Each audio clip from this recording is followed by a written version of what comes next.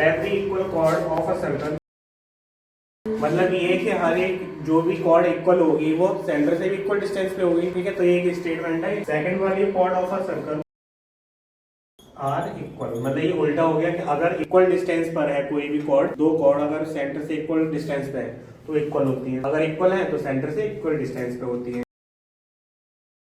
दो equal chord है, equal chords of congruent circle are equal distance from the corresponding centre, मतलब ये कह रहा है अगर दो सेंटर में अगर देखा जाए कि इक्वल कॉर्ड है, उसमें भी क्या होगा, कॉन्ग्रुएंट सर्कल होंगे। कॉन्ग्रुएंट का मतलब सेम सर्कल है तो उसमें भी क्या होगा, इक्वल डिस्टेंस पे ही होगी। देखो एक सर्कल है जिसमें एक कॉर्ड ये है, एक कॉर्ड ये है, दोनों ही इक्वल डिस्टेंस की मान लेते, ए बी और सी डी। यहाँ पे मान लेते सेंटर है, हमें प्रूव करना है इसकी जो डिस्टेंस होगी ये दोनों इक्वल होंगी, मतलब हमें प्रूव करना है ये वाली साइड इक्वल आएगी। तो यहाँ से देखो एक ट्रायंगल बन सकता है अगर इसकी रेडियस खींची जाए, इन दोनों ट्रायंगल को हम कॉन्ग्रुएंट प्रूव कर दें तो ये वाली साइड भी इसके इक्वल आएगी। गिवन टू प्रूफ जो लिखना हो वो लिख लेना। प्रूफ लिखते हैं। प्रूफ में हमें दे रखा है फ्रॉम फिगर से हमें क्या दिख रहा है, ए बी इक्वल टू दे रखा है सी डी, ये गिवन ही है हमें।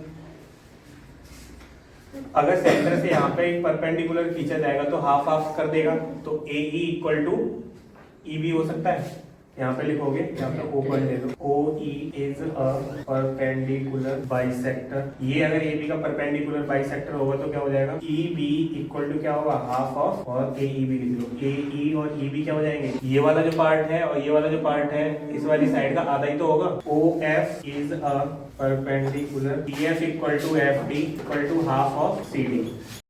अब देखो हम लिखते हैं यहाँ पे दोनों ट्रायंगल को कॉन्ग्रुएंट प्रूव करना है हमें। अब लिखना है in triangle E O B and triangle O F, इन दोनों में क्या दिख रहा है, ई एफ होगा। यहाँ से इन दोनों से ये भी तो कर सकते थे, ये दोनों आपस में इक्वल थी तो ये दोनों भी इक्वल हो जाएंगे, ठीक है। वो चीज लिखी नहीं है, लिखना चाहो लिख सकते हैं। तो यहाँ से लिखना ई बी इक्वल टू क्या दे रखा है, एफ डी, ठीक है। यहाँ से लिख सकते हो या तो half of A B equal to half of C D, C D और ए बी इक्वल थी, उसका हाफ भी इक्वल ही होगा। तो angle O E B equal to angle O F D, ये इक्वल होगा, क्यों होगा, और इक्वल टू 90 डिग्री होगा, ठीक है। ईच 90 डिग्री ईच एंगल, और एक दिख रहा है कि रेडियस इक्वल आ जाएगी, तो O B equal to O D, radius of इतना by R H S congruent triangle E O B congruent to triangle O F D. ये दोनों कॉन्ग्रुएंट हो गए तो बाकी सारे एलिमेंट भी equal. So O E equal to O F in congruent triangle all corresponding elements are equal, ठीक है। तो वहां से ये हो गया। एग्जाम्पल नंबर 2 है, इसमें दिख रहा है दो कॉर्ड है और एक डायमीटर दिख रहा है।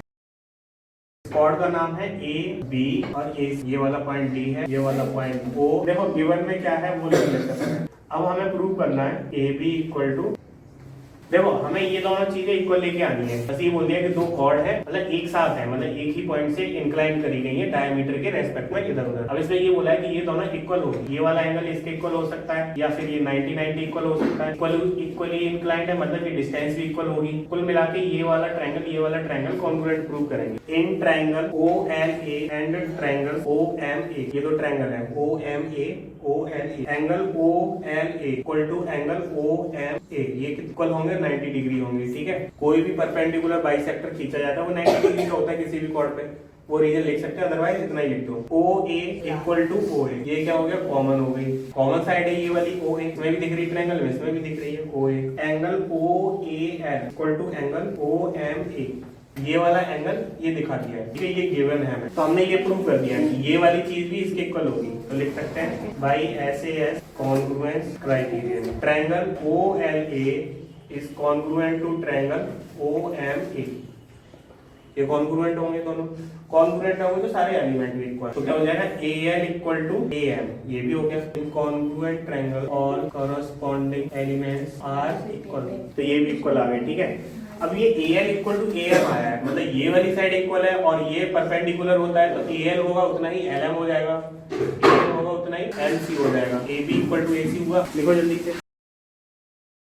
गिवन में हमें दे रखा है chords AB and CD are equal, M and N are midpoints of AB and CD. ये E पॉइंट है. E point is at a right angle या फिर एंगल MEN जो है वो 90 डिग्री दे रखा है पहले से. अब हमें प्रूव करना है ये क्या होगा, एक स्क्वायर होगा. टू प्रूव करना है MOMEN इज अ स्क्वायर. अब देखो वैसे तो ये दे रखा है E पॉइंट पे 90 डिग्री का एंगल बनना है. ये दोनों 90 होते हैं ऑलरेडी. बचा हुआ क्या बचेगा, 90 डिग्री का. 90 डिग्री तो हो गए चारों एंगल, लेकिन रेक्टेंगल में भी तो 90 डिग्री के होते हैं. साइड्स इक्वल लाओगे. साइड्स कैसे लाओगे, ये वाली जो साइड होगी वो ये हो जाएगी. ठीक है, अब ये वाली साइड भी इसके इक्वल हो सकती है क्योंकि ये भी इक्वल डिस्टेंस पे होगी.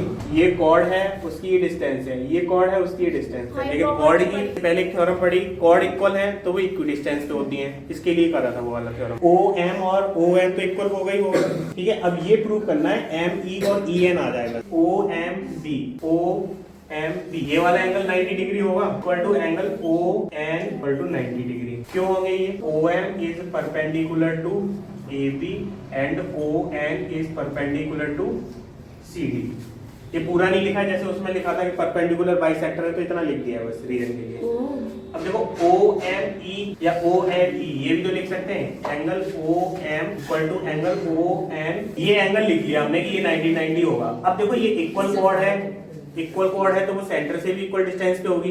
यहाँ से हम लिख सकते हैं direct, equal chord of a circle are equidistance from centre. मतलब इक्वल कॉर्ड है तो सेंटर से भी इक्वल डिस्टेंस, मतलब इक्वल डिस्टेंस. हाँ, इक्वल डिस्टेंस पे होंगी.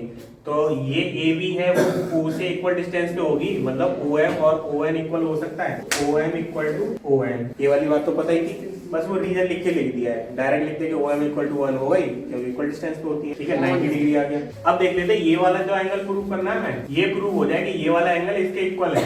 स्क्वायर प्रूव करना है. स्क्वायर के लिए होता है कि 90 के कर दो, मतलब ये वाला 90 ये वाला 90. एक तो दे ही रखा है इसमें 90. Draw a line OE now in triangle OME and triangle OEN या ONE. देखो OM इक्वल टू क्या दे रखा है, ON. ये तो यहाँ से आ गया, इसको डाल देते हैं 1.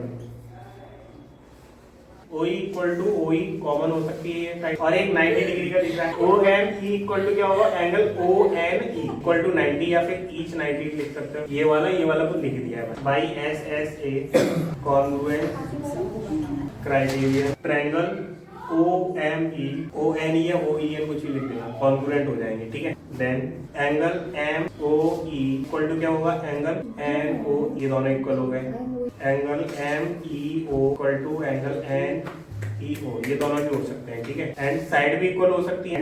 ME देखो एंगल भी इक्वल हो जाएंगे और साइड भी इक्वल हो जाएंगे, तो ME इक्वल टू EN. तो देखो 1 वाला जो इक्वेशन था उसमें ये वाली साइड थी इक्वल, ये वाली इसके साइड थी. तो लिखना फ्रॉम इक्वेशन 1 2 3 एंड 4. इससे हम क्या लिख सकते हैं, OMEN इज अ स्क्वायर.